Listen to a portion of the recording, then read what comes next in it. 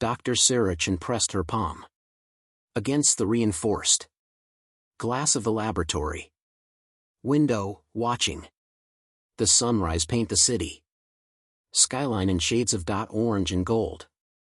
The morning seemed deceptively peaceful, but the emergency sirens wailing in the distance told a different story.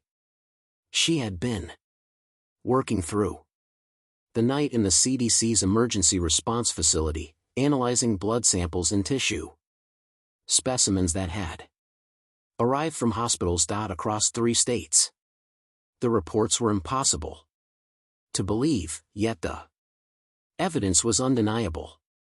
The infection had started small, isolated incidents in rural areas that authorities initially dismissed as drug-related violence or mental health crises. But Dr. Chen recognized the pattern emerging from the data. The victims showed signs of rapid cellular deterioration, complete loss of higher brain function, and an inexplicable drive toward aggressive behavior.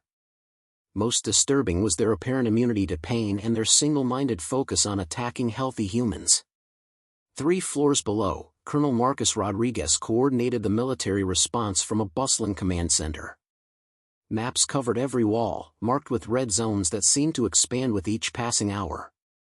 His radio crackled with reports from field units encountering situations that defied conventional tactics.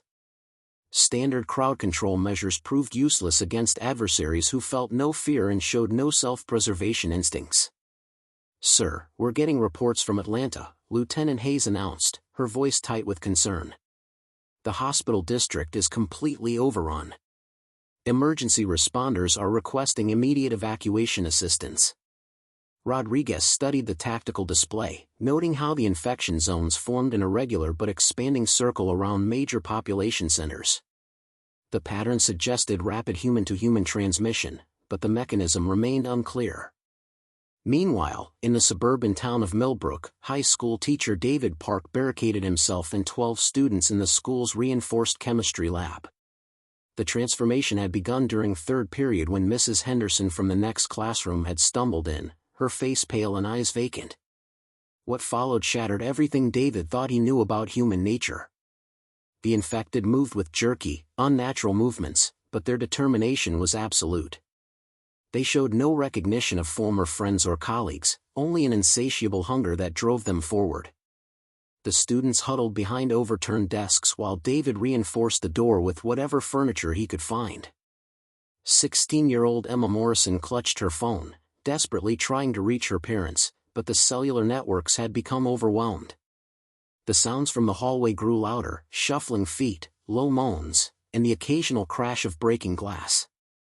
David knew they couldn't stay hidden forever, but venturing outside meant facing an unknown number of infected individuals who had once been their neighbors and friends.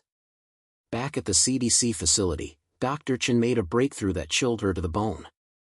The pathogen wasn't entirely biological, it contained synthetic components that suggested deliberate engineering. Someone had created this nightmare, though whether through accident or design remained unclear. The infection targeted specific neural pathways, shutting down conscious thought while leaving basic motor functions intact. The result was a human shell driven by primitive impulses, immune to reasoning or negotiation. She immediately contacted Colonel Rodriguez with her findings. "This isn't a natural outbreak," she explained, her voice barely above a whisper. "The pathogen has been modified to maximize transmission and minimize the host's ability to resist. We're not dealing with a disease, we're dealing with a weapon." Rodriguez felt the weight of command pressing down on him as he processed this information. Traditional quarantine procedures assumed rational actors who would cooperate with authorities. But if Dr. Chen was correct, they were facing an enemy that felt no pain, showed no mercy, and could turn any human into another threat within hours of contact. As the sun climbed higher, emergency broadcasts began interrupting regular programming. The messages were carefully worded to avoid panic, but the underlying message was clear: stay indoors, avoid contact with infected individuals, and await further instructions. But instructions for what? No one in authority had faced anything like this before. In cities across the region, ordinary people found themselves thrust into extraordinary circumstances. Store clerk Maria Santos discovered that her usual customers had become mindless predators. Construction worker Jake Thompson watched his crew transform one by one until he was the only uninfected person left on the job site. Each survivor faced the same terrifying reality: the world they had known was disappearing, replaced by something far more dangerous. The infection showed no signs of slowing down. Each new victim became another vector for transmission, and the exponential growth threatened to overwhelm any human response. Dr. Chen worked frantically to understand the pathogen's weaknesses. Colonel Rodriguez mobilized every available resource, and scattered survivors like David Park fought to protect those around them. But as the first day of the outbreak drew to a close, one thing became increasingly clear: humanity's greatest challenge wasn't just surviving the infected, it was maintaining their own humanity in the face of an enemy that had once been human too. The real struggle was just beginning. The dawn of the second day brought with it a cold rain that seemed to mirror the despair settling over the region. Colonel Rodriguez stood in the command center, staring at the wall of monitors displaying evacuation routes that had become death traps overnight. The carefully planned Operation Safe Harbor was falling apart faster than anyone had anticipated. What should have been orderly civilian relocations to secure military installations had devolved into chaos as infected individuals somehow penetrated the evacuation convoys. "Sir, we've lost contact with Convoy Delta 7, reported Lieutenant Hayes, her voice strained from 18 hours of continuous duty. Last transmission indicated they were approximately 12 miles from Checkpoint Bravo when the attack began." Rodriguez closed his eyes briefly, knowing that each lost convoy represented hundreds of innocent lives. The evacuation protocol had been designed for natural disasters or terrorist attacks, not for an enemy that looked exactly like the people they were trying to save. Meanwhile, Dr. Chen worked frantically in her laboratory, surrounded by microscopes, test tubes, and computer screens displaying complex molecular structures. Her latest discovery offered the first glimmer of hope since the outbreak began. The pathogen required direct blood-to-blood contact for transmission, which meant the infection wasn't airborne as initially feared. She immediately transmitted this crucial information to all military units and medical facilities, but she knew that knowledge alone wouldn't save the thousands already caught in the evacuation zones. The temporary refugee camp at Riverside Stadium had become a nightmare scenario. What began as an organized shelter for displaced families had transformed into a powder keg of fear and suspicion. Every cough, every stumble, every moment of confusion triggered panic among the survivors. Camp supervisor Helen Martinez tried to maintain order, but the situation deteriorated when a family of 4 arrived showing early signs of infection. The debate over whether to admit them or turn them away revealed the impossible moral choices facing humanity. Dr. Chen's assistant, Dr. Robert Kim, volunteered to test the blood contact theory by examining infected tissue samples without full protective gear. His controlled exposure confirmed that casual contact posed no transmission risk, but even a minor cut could prove fatal. This knowledge led to new protocols, but implementing them in chaotic evacuation scenarios proved nearly impossible. Medical personnel struggled to screen thousands of refugees while maintaining the strict safety measures required to prevent contamination. Back at Millbrook High School, David Park faced an agonizing decision. The infected had broken through the first-floor barriers, and their safe haven in the chemistry lab was no longer sustainable. The evacuation announcement had reached them through emergency broadcasts, but getting 12 students through infected hallways to reach the designated pickup point seemed impossible.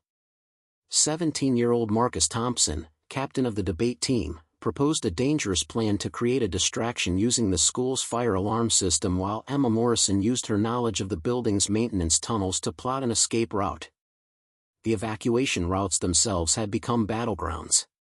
Interstate 95 resembled a post-apocalyptic wasteland, with abandoned vehicles creating obstacles that infected individuals navigated with disturbing ease.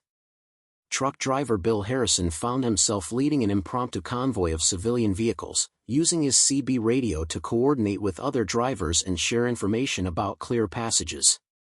But the infected seemed to be learning, adapting their behavior to intercept fleeing humans more effectively.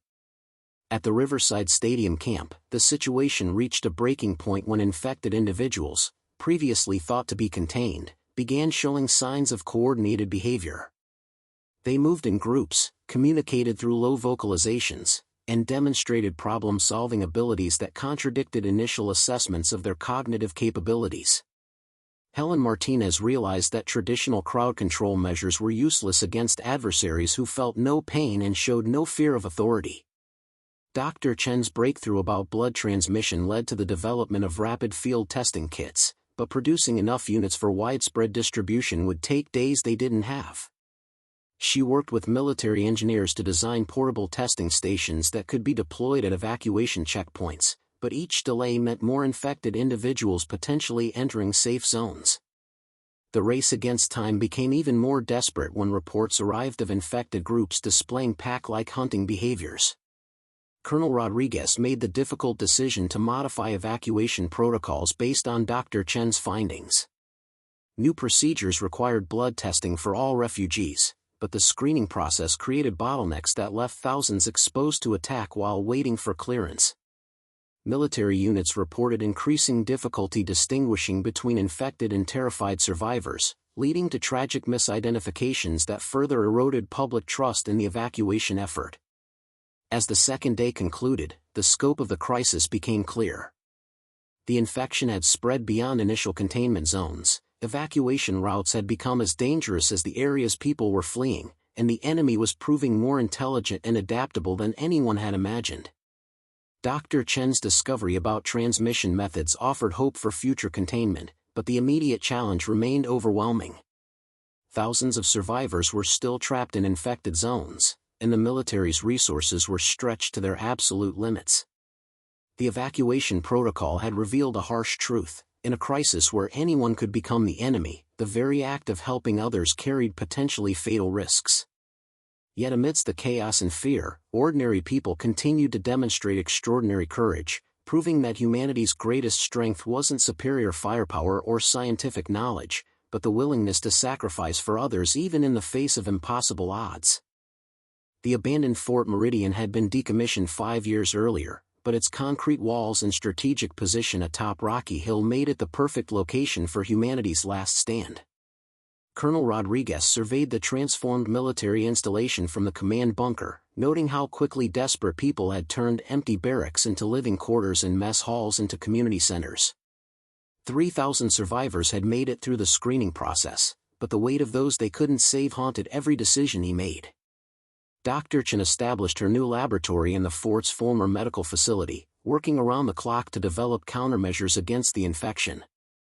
Her team had grown to include Dr. Kim, 2 veterinarians, a biochemist, and even a high school chemistry teacher who had proven surprisingly resourceful. The blood transmission discovery had led to breakthrough developments in protective equipment and sterilization procedures, but creating an actual cure remained frustratingly elusive.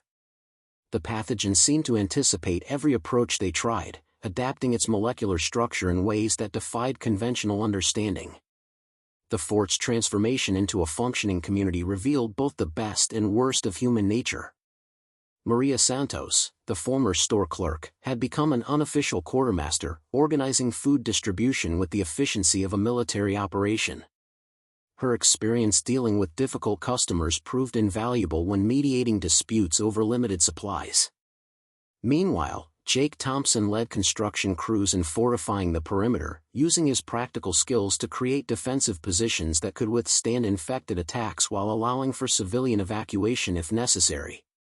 David Park arrived at the fort with 8 of his original 12 students, having lost 4 during their harrowing journey through infected territory. The trauma of leaving classmates behind had changed him fundamentally, but he channeled his grief into teaching survival skills to other refugee children. Emma Morrison, now 18 and aged beyond her years, assisted Dr. Chen in the laboratory, her quick mind grasping complex scientific concepts that could help save humanity. The bond between teacher and student had evolved into something deeper, a shared understanding of loss and the determination to prevent others from experiencing the same pain. The fort's leadership structure emerged organically, with Colonel Rodriguez handling military operations while a civilian council, led by former Mayor Patricia Wells, managed day-to-day community affairs. The arrangement worked well until resources became critically scarce. The debate over rationing protocols revealed fundamental disagreements about fairness and survival priorities. Some argued for equal distribution regardless of contribution, while others believed that essential workers deserved larger shares. The discussion became heated when someone suggested that the elderly and infirm should receive smaller portions to conserve supplies for those more likely to survive. Dr. Chen's research team made a disturbing discovery while analyzing tissue samples from recently deceased infected individuals. The pathogen wasn't just preserving basic motor functions, it was actively rewiring neural pathways to enhance certain capabilities. Infected individuals showed improved night vision, enhanced hearing, and increased physical strength. More troubling was evidence that some infected retained fragments of memory and problem-solving ability, suggesting the possibility of partially conscious victims trapped within deteriorating bodies. The fort's security was tested when a group of infected individuals approached the main gate in what appeared to be a coordinated assault. Unlike previous random attacks, these infected moved with purpose, using crude tools to probe defenses and even attempting to communicate through primitive gestures. The defenders repelled the attack, but the implications were terrifying. If the infected were evolving intelligence while retaining their aggressive instincts, traditional defensive strategies would become inadequate. Internal tensions reached a breaking point when supplies ran low and a faction led by businessman Richard Crane argued for abandoning rescue operations to focus solely on protecting current residents. The debate split the community, with some supporting Crane's pragmatic approach while others insisted that abandoning fellow survivors violated their moral obligations. The controversy intensified when radio transmissions revealed that other survivor groups were requesting assistance, including a hospital with medical staff and critical supplies. Colonel Rodriguez faced an impossible decision when long-range scouts reported a group of 200 survivors trapped in a shopping mall 30 miles away. The rescue operation would require significant resources and risk the safety of the fort's defenders, but the group included 12 children and several medical professionals. The civilian council voted to attempt the rescue, but military advisors warned that the operation could compromise the fort's security and expose their location to infected hordes. Dr. Chen's latest experiments showed promise in developing a treatment that could slow the infection's progression, but testing required volunteers willing to risk exposure. The ethical implications of human experimentation in desperate circumstances sparked intense debate among the community's leaders. Some argued that the potential benefits justified the risks, while others insisted that preserving moral principles was essential to maintaining their humanity. As the third day ended, the fort had become more than a refuge, it had become a symbol of humanity's resilience and determination to survive. But survival required more than strong walls and adequate supplies. It demanded difficult choices about resource allocation, rescue operations, and the moral compromises necessary to preserve civilization. The community had learned that their greatest enemy wasn't just the infected hordes outside the gates, but the potential for fear and desperation to destroy them from within. The convoy of 3 armored vehicles rolled through the desolate streets of what had once been downtown Riverside, their engines the only sound breaking the eerie silence.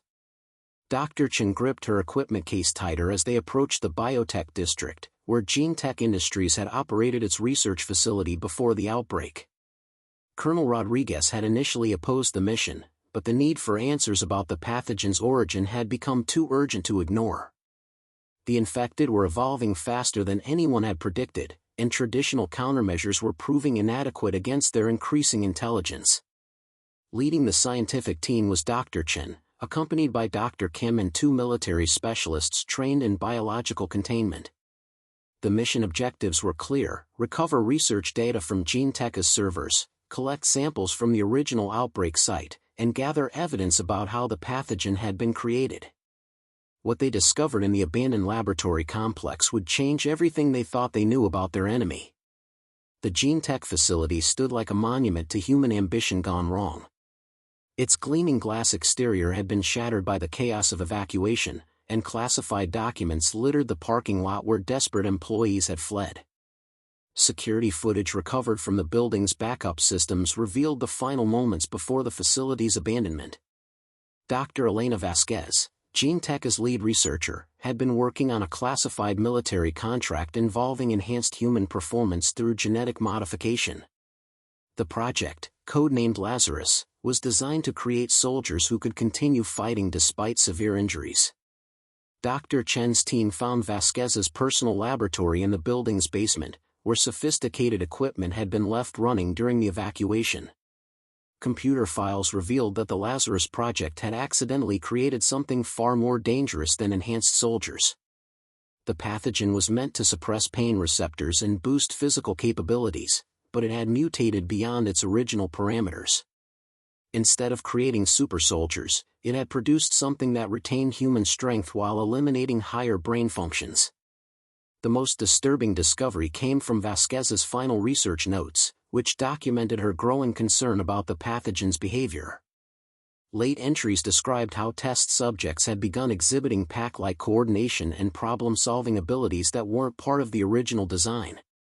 The pathogen was actively rewriting neural pathways, creating new connections that allowed infected individuals to communicate and coordinate their actions. Vasquez's last entry, dated just hours before the facility's evacuation, contained a chilling observation: the subjects are learning.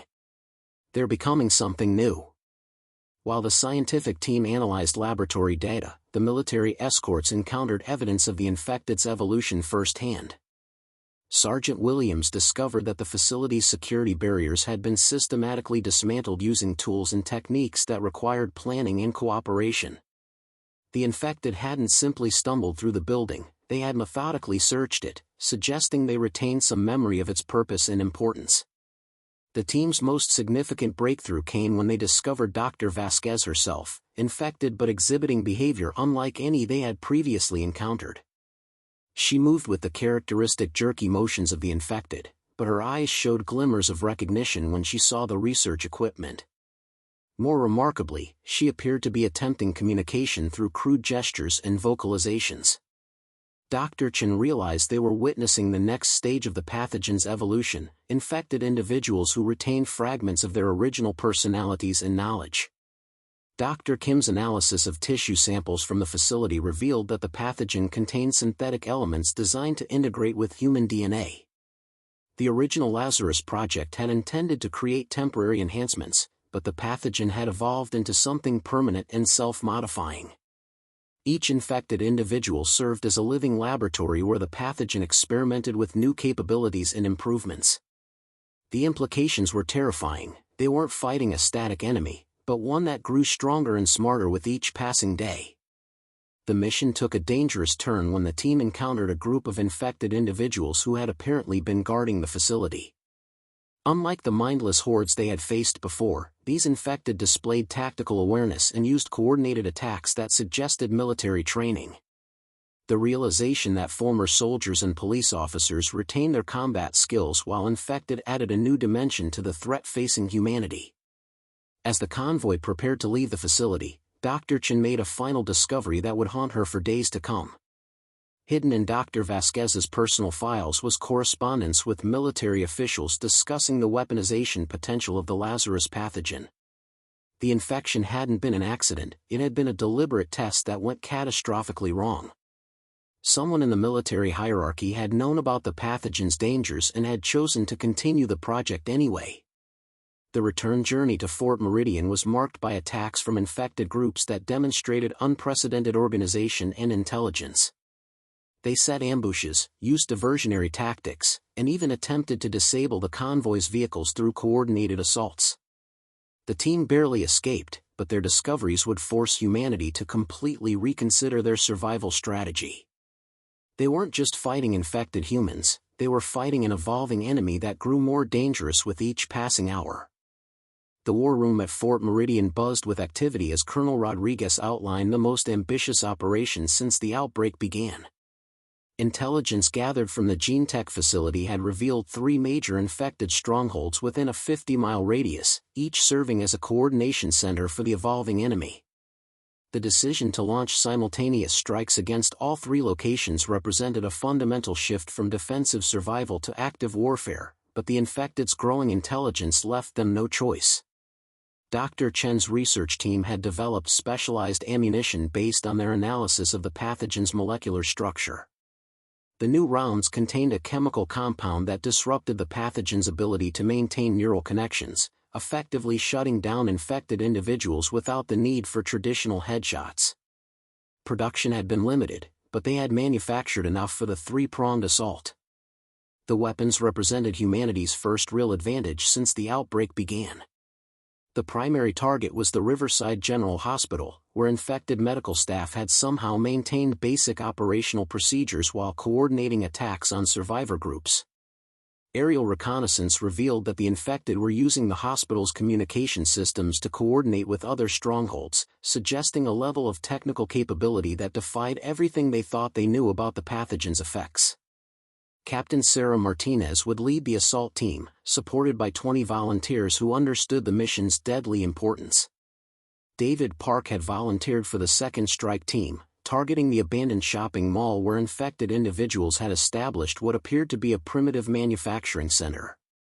The infected were creating crude weapons and tools, adapting their environment to serve their evolving needs. His experience navigating infected territory during the school evacuation made him invaluable for the stealth approach required to neutralize the facility without alerting other strongholds. The third target presented the greatest challenge, a former military depot where infected soldiers had retained enough tactical knowledge to create an organized command structure. Major Thompson, one of the fort's most experienced officers, would lead the assault against what intelligence reports described as an infected army. The depot's weapons cache in the hands of coordinated infected forces represented an existential threat to every survivor community in the region. Dr. Chen accompanied Captain Martinez's team, carrying portable testing equipment to analyze the pathogen's latest mutations. Her presence on the battlefield was controversial, but her expertise was essential for understanding how the infected were achieving their unprecedented coordination. The hospital assault began at dawn, with teams moving through corridors that had been transformed into something resembling a hive structure, with infected individuals working together to maintain their stronghold. The battle at Riverside General revealed the true extent of the infected's evolution. They had established guard posts, created communication networks using the hospital's intercom system, and even designated specific infected individuals for different roles within their community. Dr. Chen watched in horrified fascination as infected nurses continued to perform medical procedures on newly turned victims, apparently trying to optimize the infection process. The scene challenged every assumption about the pathogen's effects on human consciousness. David Park's team encountered similar organization at the shopping mall, where infected individuals had established primitive workshops and storage areas. The infected showed remarkable adaptability, using available materials to create tools and weapons that compensated for their physical limitations. The discovery of infected individuals engaged in what could only be described as teaching behavior, showing other infected how to use tools and coordinate attacks, suggested that the pathogen was developing its own form of culture and knowledge transmission. The assault on the military depot proved most costly in human lives. Major Thompson's team faced infected soldiers who retained military training while possessing the infected's immunity to pain and fear. The battle became a brutal test of human tactical superiority against an enemy that felt no self-preservation instinct. The infected had established defensive positions, set up ambush points, and even attempted to use military vehicles against the attacking forces. Despite the tactical victories, the operations revealed a disturbing truth about the infected's capabilities. Each stronghold had been connected to others through primitive communication networks, and the attacks had triggered coordinated responses from infected groups throughout the region. The enemy wasn't just organized, they were learning from each encounter, adapting their tactics based on human strategies and weaknesses. The aftermath of the counterattacks left the fort's defenders with mixed emotions. They had successfully neutralized 3 major threats and gathered invaluable intelligence about the infected's capabilities, but the cost had been severe. 12 soldiers had died, and twice as many had been wounded. More troubling was the realization that the infected had anticipated some aspects of the assault, suggesting that their intelligence network was more sophisticated than anyone had imagined. Dr. Chen's field analysis confirmed their worst fears. The pathogen was continuing to evolve, becoming more efficient at preserving useful knowledge while eliminating emotional and moral constraints. The infected were becoming something new, not quite human, but possessing enough human capabilities to pose an unprecedented threat. The counterattacks had bought them time, but they had also revealed that humanity was fighting an enemy that learned from every encounter and grew stronger with each passing day. The revelation came during what should have been a routine medical examination. Dr. Kim discovered the microscopic traces of the pathogen in Lieutenant Rebecca Walsh's bloodstream while conducting standard health screenings for the assault team members. Walsh had been one of Fort Meridian's most trusted officers, leading successful rescue operations and serving as Colonel Rodriguez's primary tactical advisor. The discovery that she had been infected for over a week sent shockwaves through the entire community. Walsh's condition defied everything Dr. Chen thought she knew about the pathogen. Unlike other infected individuals, Walsh retained complete cognitive function, emotional responses, and moral reasoning. She explained that the infection had occurred during a rescue mission when she was exposed to infected blood through a minor wound. Instead of transforming into a mindless predator, she had experienced gradual changes that enhanced her physical capabilities while preserving her humanity. The secret treatment that allowed Walsh to maintain her consciousness had been developed by Dr. Elena Vasquez before the Gene Tech facility's evacuation. Walsh had discovered Vasquez's research notes during the intelligence-gathering mission and had been secretly administering the experimental serum to herself.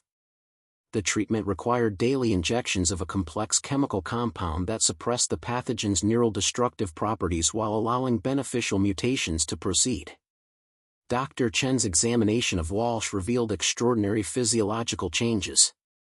Her strength had increased by 40%, her reflexes were dramatically enhanced, and she possessed heightened sensory perception that explained her success in night operations. Most remarkably, Walsh could sense other infected individuals from considerable distances, providing an early warning system that had saved countless lives during rescue missions. Her enhanced abilities had made her invaluable to the fort's defense, but her concealment of the infection created an impossible moral dilemma. The community's reaction to Walsh's revelation split along predictable lines. Colonel Rodriguez argued that Walsh's continued service and loyalty proved that infected individuals could be trusted allies if properly treated. Her enhanced abilities had directly contributed to the fort's survival, and her moral character remained unchanged despite the infection. The military leadership saw her as a valuable asset who could help bridge the gap between human and infected populations. However, civilian council member Richard Crane led a faction demanding Walsh's immediate execution. Crane argued that any compromise with the infection represented an unacceptable risk to the community's safety. His supporters believed that Walsh's apparent humanity could be a deception, and that allowing infected individuals to remain in the community would inevitably lead to catastrophe. The debate became increasingly heated as fear and prejudice overwhelmed rational discussion. The controversy intensified when long-range radio communications revealed that other survivor communities had encountered similar situations. A group in Chicago reported that several of their members had been secretly infected but retained their faculties through various experimental treatments. The phenomenon appeared to be spreading, suggesting that the pathogen was continuing to evolve in ways that challenged the fundamental distinction between human and infected. Dr. Chen found herself at the center of the ethical storm. Her scientific training told her that Walsh represented an unprecedented opportunity to understand the pathogen's capabilities and potentially develop new treatments. Walsh's blood samples contained antibodies that could lead to a vaccine or cure, making her medically invaluable. However, the community's trust and leadership depended on maintaining clear standards about infection and safety protocols. The situation became more complicated when Walsh revealed that she had been in contact with other partially infected individuals through encrypted radio communications. A network of conscious infected had formed across multiple survivor communities, sharing information about treatments and coordinating resistance against both mindless infected hordes and hostile human factions. The revelation that Walsh had been operating as part of a secret infected intelligence network raised questions about divided loyalties and hidden agendas. The debate reached a breaking point when scouts reported the approach of a heavily armed human militia group that had been systematically eliminating infected individuals regardless of their cognitive state.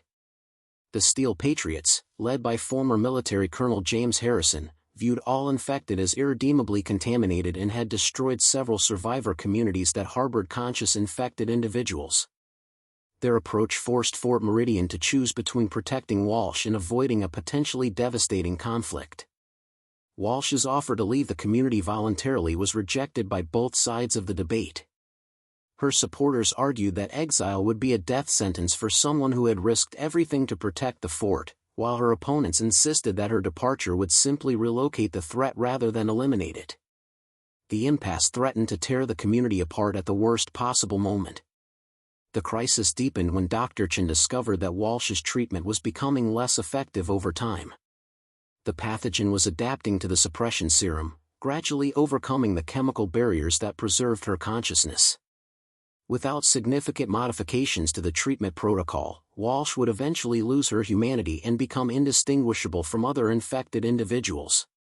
The ticking clock added urgency to an already impossible situation, forcing the community to make a decision that would define their moral character and determine their survival strategy in a world where the line between human and infected was becoming increasingly blurred.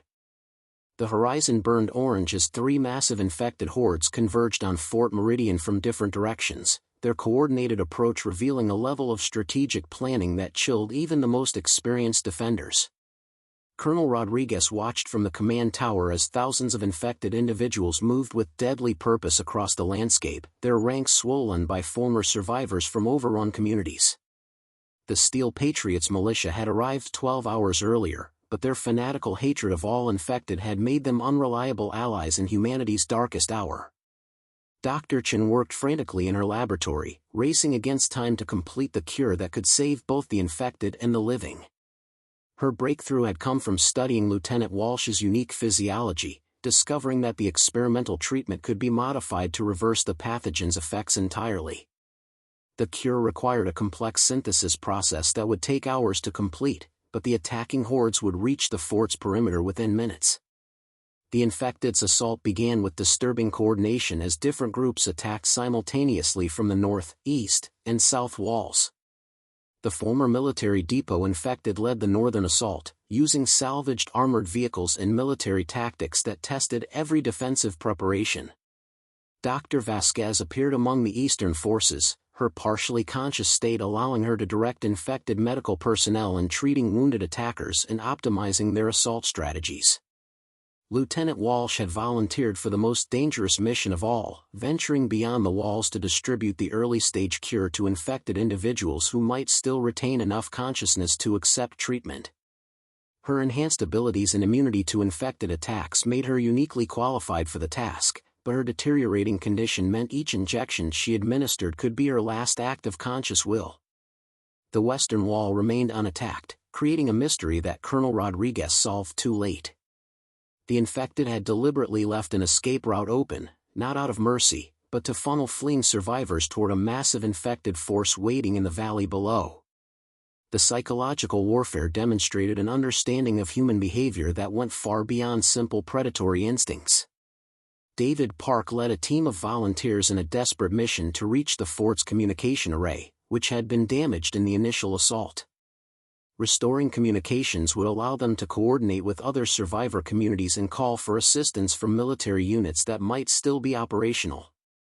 The journey through infected-controlled territory required all the skills he had learned since the outbreak began, but the cost in human lives mounted with each obstacle they overcame. The Steel Patriots' extremist ideology created chaos within the fort's defenses when they attempted to execute Walsh despite her critical role in the cure distribution mission. Colonel Rodriguez was forced to divide his attention between fighting the infected assault and preventing a civil war among the defenders. The militia's leader, Colonel Harrison, refused to acknowledge any distinction between conscious and mindless infected, viewing Dr. Chen's cure as an abomination that threatened human purity. Dr. Chen faced an agonizing choice when the infected breached the laboratory's outer defenses. She could complete the cure synthesis, which would take another 30 minutes, or she could evacuate with the partial formula and hope to finish the work elsewhere. The decision became even more difficult when she realized that several infected individuals had entered the laboratory but were showing no aggressive behavior, apparently drawn by some instinct to the cure's chemical signature. The battle's turning point came when Walsh successfully administered the cure to a group of recently infected survivors who had retained enough consciousness to understand her mission.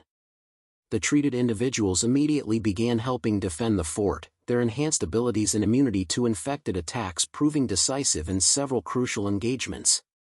The sight of former infected fighting alongside humans created confusion among both the Steel Patriots and the attacking hordes. Emma Morrison, now serving as Dr. Chen's primary assistant, made a crucial discovery while analyzing the infected's behavior patterns. The massive assault wasn't just an attempt to overrun the fort, it was a test of humanity's willingness to cooperate with conscious infected individuals. The pathogen had evolved beyond simple parasitism into something seeking coexistence rather than total domination. The climactic moment arrived when Dr. Chen completed the cure synthesis just as infected forces breached the main laboratory. Instead of attacking, the infected individuals who had entered earlier protected her from the mindless hordes, their restored consciousness allowing them to recognize the cure's importance for both species. The alliance between treated infected and human defenders turned the tide of battle, but at a tremendous cost in lives on all sides. As dawn broke over Fort Meridian, the immediate infected threat had been neutralized, but the fort lay in ruins and hundreds of defenders had fallen.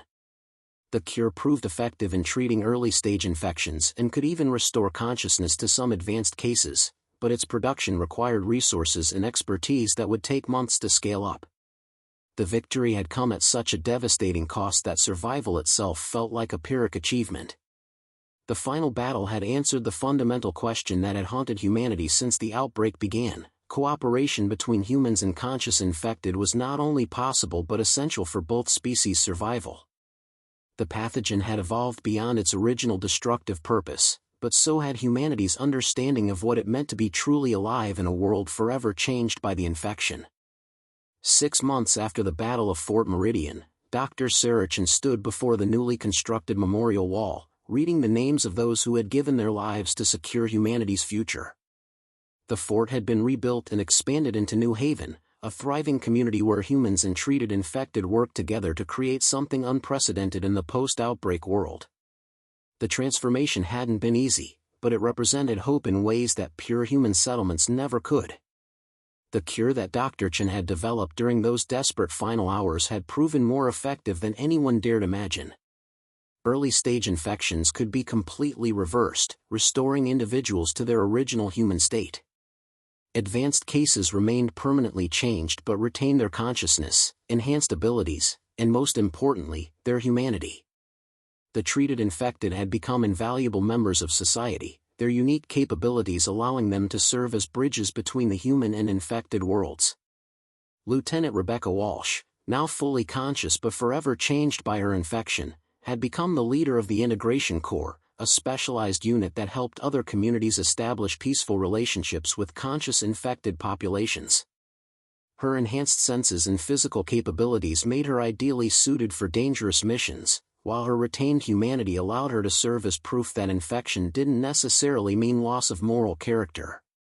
The world beyond New Haven remained dangerous and fragmented. Hostile human factions like the Steel Patriots continued their campaign of genocide against all infected, while mindless infected hordes still posed threats to unprepared communities. However, the existence of conscious infected allies had fundamentally changed the strategic landscape. Treated infected could move safely through hostile territory, gather intelligence, and even communicate with mindless infected to redirect their movements away from human settlements. Dr. Chen's research had revealed the pathogen's true nature as an evolutionary catalyst rather than a simple weapon. The original Lazarus Project had accidentally created something that forced rapid adaptation in human populations, selecting for traits that promoted survival in extreme circumstances. The infected represented one evolutionary path, while humans who developed natural immunity represented another. Both paths had value, and cooperation between them offered advantages that neither possessed alone. David Park had found his calling as an educator in the New World, establishing schools that taught both human and treated infected children. His experience during the outbreak had shown him that survival required more than just physical capabilities, it demanded the preservation of knowledge, culture, and moral values that define civilization. The children who attended his classes represented the first generation to grow up seeing cooperation between species as normal rather than extraordinary. Emma Morrison had followed Dr. Chen into advanced medical research, focusing on preventing future outbreaks and developing treatments for the various mutations the pathogen continued to produce.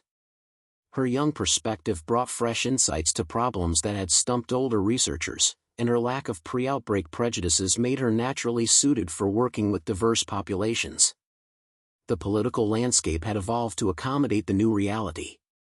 The United Nations had established the Coexistence Protocols, international agreements governing the treatment of conscious infected populations and the distribution of cure supplies. Not all nations had signed the accords, and regional conflicts continued over infected rights and integration policies, but progress was being made toward a more inclusive global community. Trade networks had developed between human settlements and conscious infected communities, with each group offering resources and capabilities the other needed. Infected communities excelled at dangerous tasks like exploring contaminated areas or dealing with mindless infected threats, while human settlements provided manufacturing capabilities and technical expertise. The economic interdependence created incentives for peaceful cooperation that transcended species boundaries. Colonel Rodriguez had adapted his military philosophy to embrace the new strategic realities. The armed forces under his command included both human and treated infected personnel, each contributing unique capabilities to protect civilian populations. The integration hadn't been without challenges, but the enhanced effectiveness of mixed units had proven their value in countless operations against hostile forces. The memorial wall served as a reminder that the current peace had been purchased with tremendous sacrifice. Names like Major Thompson, who had died defending the military depot, and Captain Martinez, who had fallen during the hospital assault, represented the courage of those who had fought when the outcome was far from certain. Their sacrifice had created a world where their children could grow up free from the fear that had defined the outbreak period. As Dr. Chen walked away from the memorial, she reflected on the unexpected path that had brought humanity to this point. The outbreak that had seemed like humanity's end had instead become its transformation. The struggle to survive had revealed both the worst and best of human nature, ultimately leading to a more inclusive definition of what it meant to be alive and conscious in a complex world. The sun set over New Haven, casting long shadows across a community where the children of two species played together in streets that had once been battlefields. The struggle to survive had ended, replaced by the challenge of building a better world. It was a challenge that would require the best qualities of both humans and infected, working together toward a future that neither could achieve alone.